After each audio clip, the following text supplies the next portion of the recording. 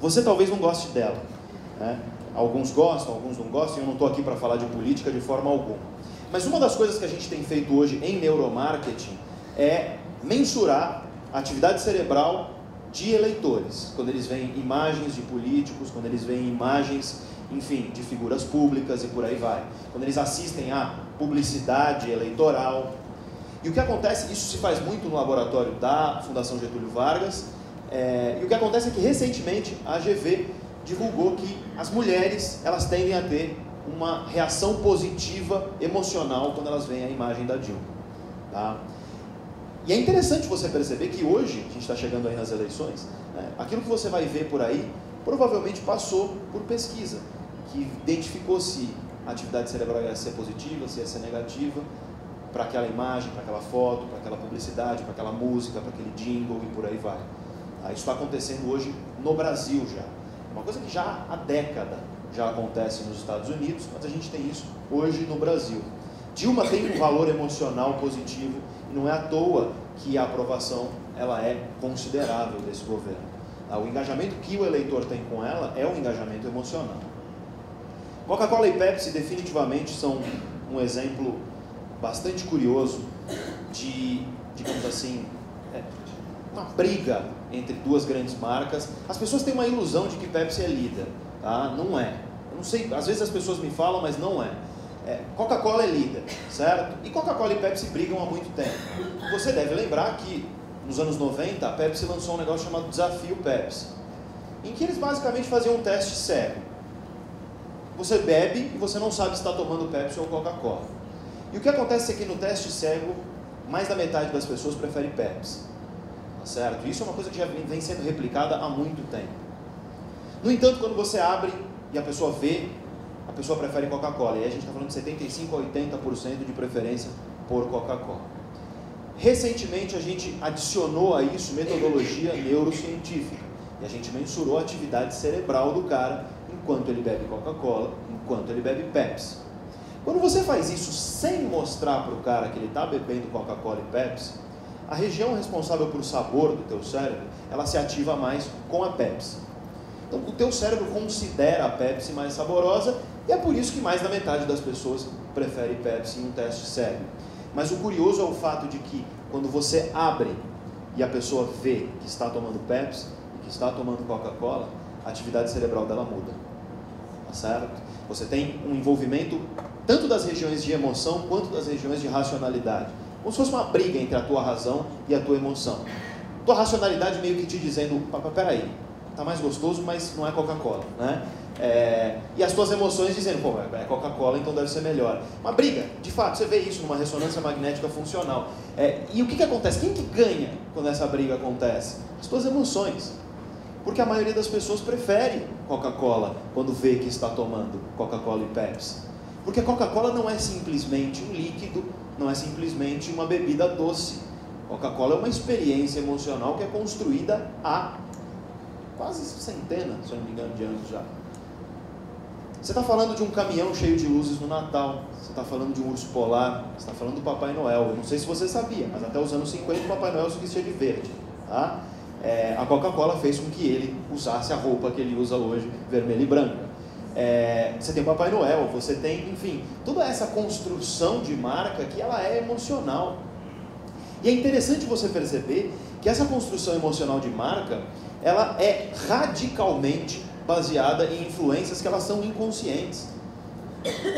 Elas são inconscientes. Emoções são coisas que são automáticas, emoções são coisas que começam inconscientes na gente.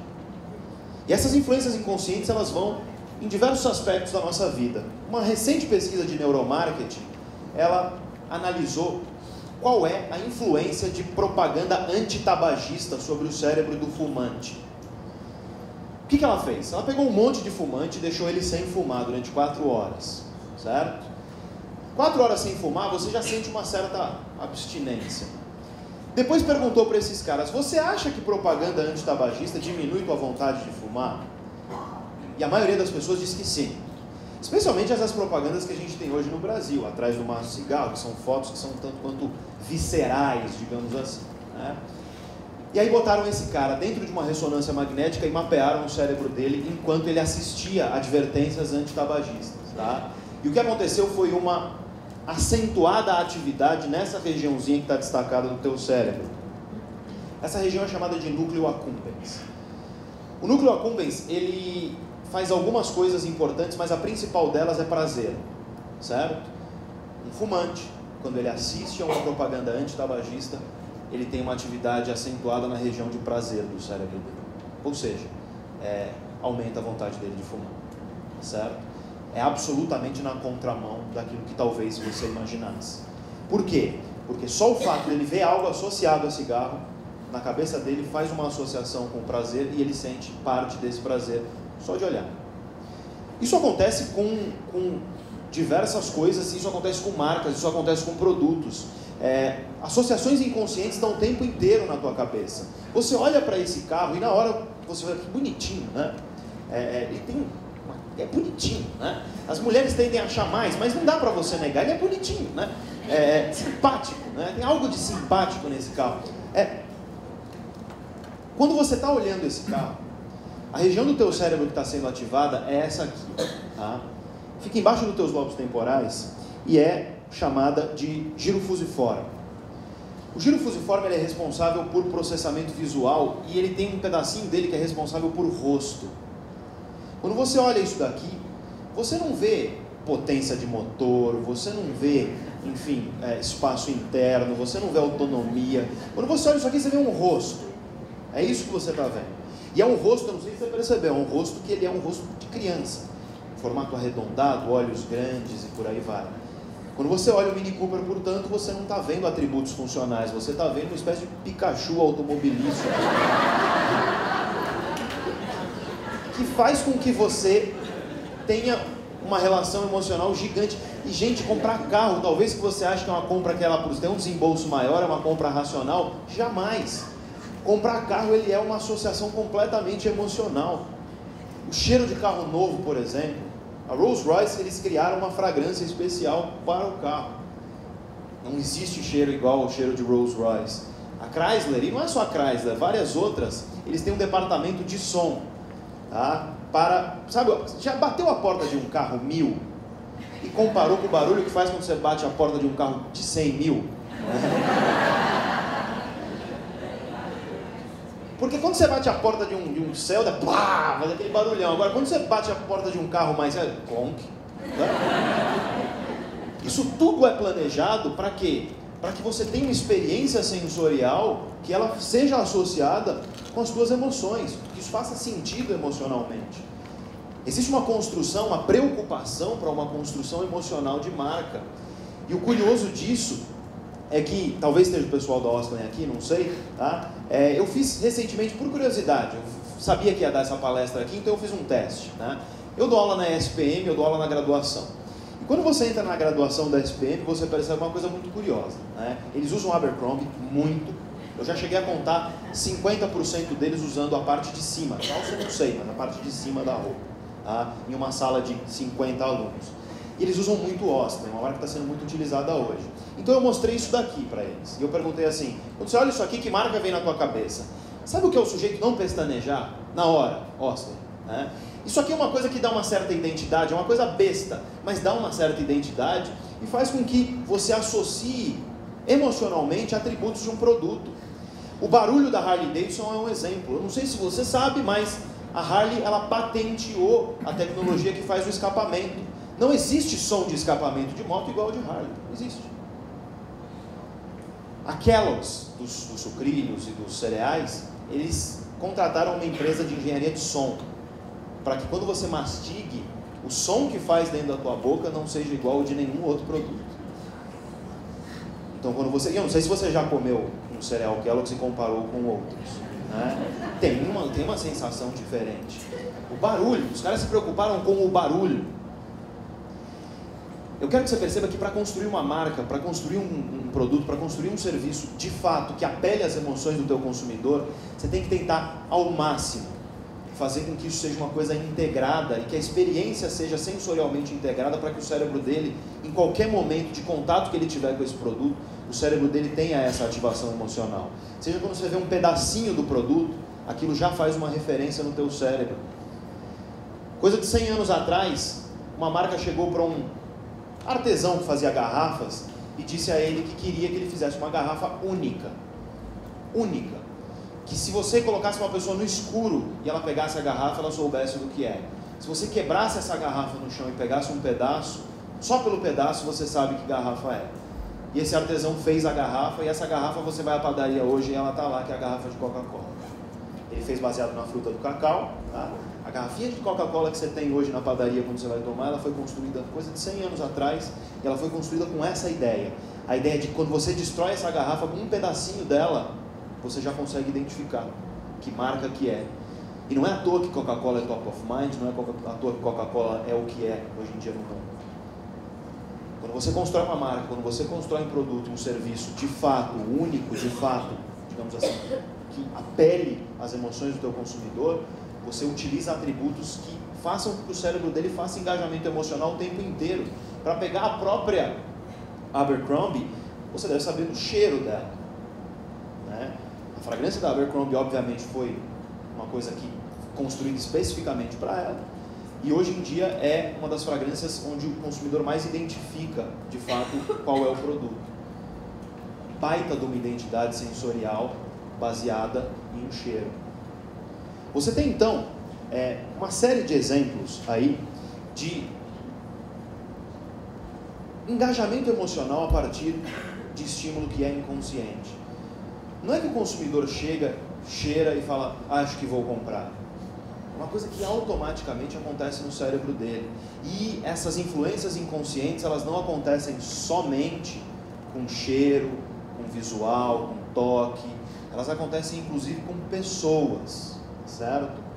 A gente sabe há muito tempo, e vocês todos devem saber, que se eu estou mexendo a minha mão aqui, quem está enviando o comando para a minha mão mexer não é a minha mão, é o meu cérebro.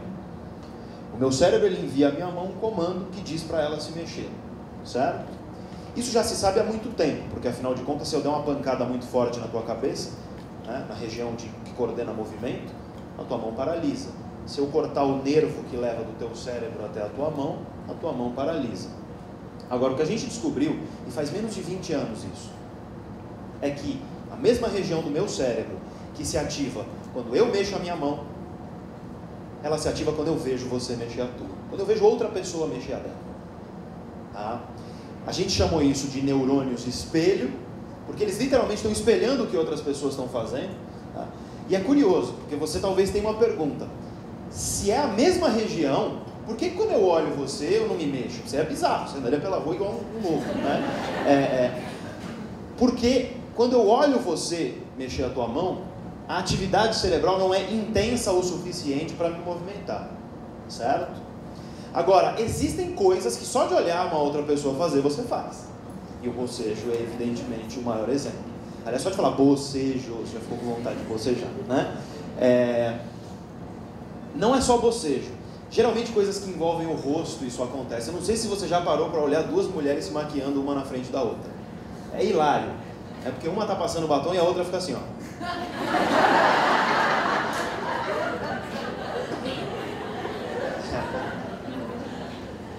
É curioso isso, né? Mas aí o que acontece? Obviamente, quando você está se movimentando e eu estou te olhando se movimentar, eu não estou olhando só os movimentos. Quando você está se movimentando, eu não estou só espelhando aquilo que você está fazendo, eu estou espelhando aquilo que você está sentindo. Porque os teus movimentos, eles são um forte indício do que está passando emocionalmente dentro da tua cabeça. Os teus movimentos, eles são um forte indício das tuas intenções, das tuas emoções, do teu estado de espírito, vamos dizer assim. Isso é muito importante se você para pensar com as pessoas que estão ao teu redor. Quando você pode estar o cara mais alegre do mundo, você acabou de sair da Disney, você entra num velório, o que acontece? O teu humor, ele vai para baixo. Algumas pessoas dizem por causa da aura, não é. As pessoas, elas perdem o humor ele cai, por quê? Porque você está perto de pessoas que estão de humor baixo. Todo mundo costuma ter um amigo, eu costumo chamar aquele amigo cemitério, sabe?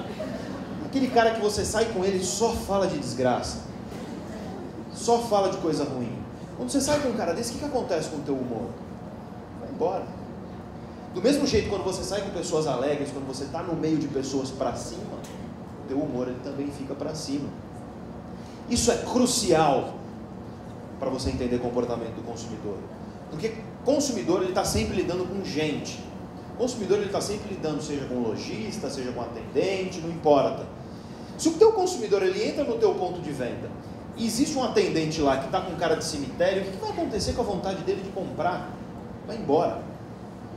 Se você não constrói um ambiente em que ele espelhe emoção positiva, você constrói um ambiente em que esse cara ele não vai ter um engajamento emocional suficiente para querer comprar.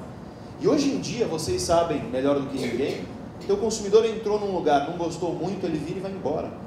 Cada vez mais fácil fazer isso. É virar e ir para o concorrente. Uma das identidades que você pode construir para a tua marca, e hoje a gente sabe da importância neurológica dela, é uma identidade de atendimento. É você construir uma identidade de atendimento que faça sentido. Um bom exemplo disso, e eu sempre gosto de usar, é o exemplo do Outback. Você já deve ter ido ao Outback aqui em São Paulo, né? O Outback é curioso. Às vezes 2, 3 horas de espera. Que tipo de lugar que as pessoas ficam 3 horas esperando e elas voltam depois? É case para se estudar, muito curioso. E eu quero que você perceba como que o Outback ele constrói uma marca que ele não é somente produto. Porque o produto é bom, é bacana, é gostoso, etc. Mas não é só isso. Tem todo o envolvimento emocional desde o momento que você entra, mas especialmente um tratamento. E eles têm um enorme manual de como que o funcionário deve se portar, etc. Para quê? Para que a tua experiência ela seja bacana do momento que você entra ao momento que você sai, mesmo esperando 2 horas.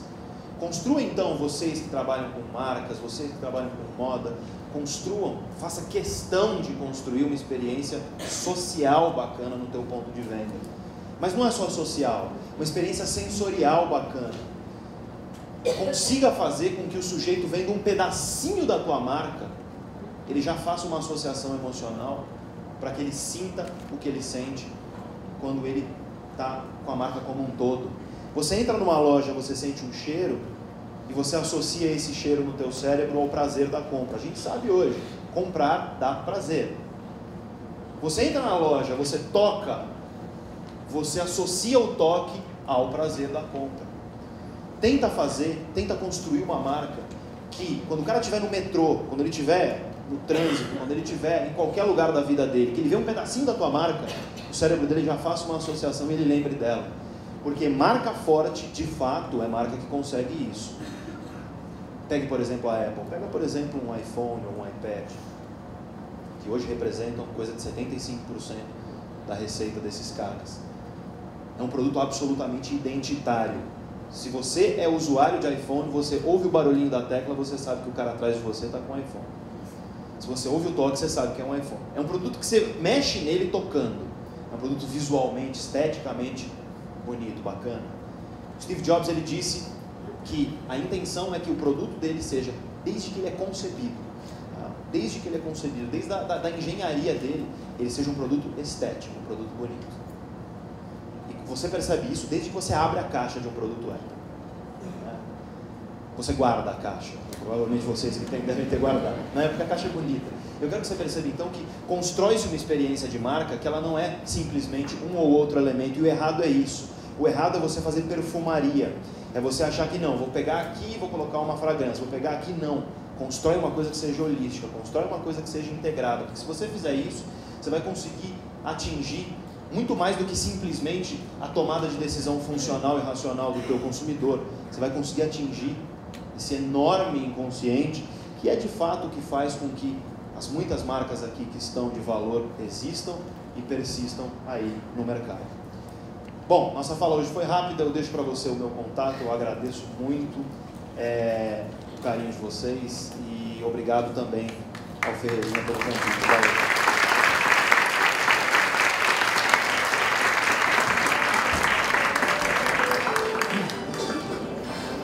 Pessoal, olha, alguém gostaria de aproveitar esse momento com alguma pergunta? Alguém gostaria de fazer alguma pergunta, algum comentário para trocar aqui com o Pedro? O Pedro vai continuar aqui conosco agora um pouquinho no intervalo. Ele não sabia, mas está sabendo agora que ele vai continuar um pouquinho com a gente agora no intervalo. Eu só queria fazer uma reflexão Pedro, quando o Maurício nos convidou para fazer a curadoria do conteúdo da conferência dessas 2 manhãs, nós, na MCF, nós nos preocupamos cada vez mais com uma reflexão que seja contundente da visão prática, com a visão, evidentemente, acadêmica. E a gente compartilha muito dessa inteligência, que eu digo nova de mercado, não nova, mas de utilização, que é a neurociência ou neuromarketing aplicado. Eu queria 2 comentários em relação à belíssima oratória do Pedro. A primeira deles é o seguinte: raras as vezes eu me impressiono com oradores, até porque cada vez mais eu acho que os oradores fazem palestras para eles e não para o indivíduo que está sentado. E quando nós elegemos o Pedro é justamente porque ele consegue envolver-nos de uma forma absolutamente surpreendente. Obrigado, Pedro, pela maestria. 2 comentários. O primeiro deles, quando você fez da associação de algumas marcas, eu queria lembrar aqui, que pode ser muito comum aqui dentro do universo da maior parte de vocês, do caso de Chanel, com o perfume Chanel número 5. Chanel número 5 é a fragrância mais rejeitada da história da perfumaria mundial. Em qualquer teste cego, é o perfume que é mais rejeitado da história da perfumaria mundial. Ao mesmo tempo, no momento que a venda é tirada e aparece o número 5 do Chanel, ele está entre os 5 perfumes mais vendidos da história do século. Isso é algo avassalador. Ele perde em todas as outras esferas de análise. E o outro comentário que eu acho vital, na questão do dilema da alavanca e de empurrar o indivíduo, o medo maior era a filmagem. Porque no início do evento, Pedro, eles botaram ali algo dizendo: a sua presença aqui quer dizer que você aceita que essa filmagem vai ser passada em tudo quanto é lugar. Você imagina, você empurra o indivíduo assim, você puxa a alavanca assim e fala: a gente está filmando esse negócio. Mas esses são as exceções. O cérebro foi ativado. Pedro, obrigado. Mais uma vez.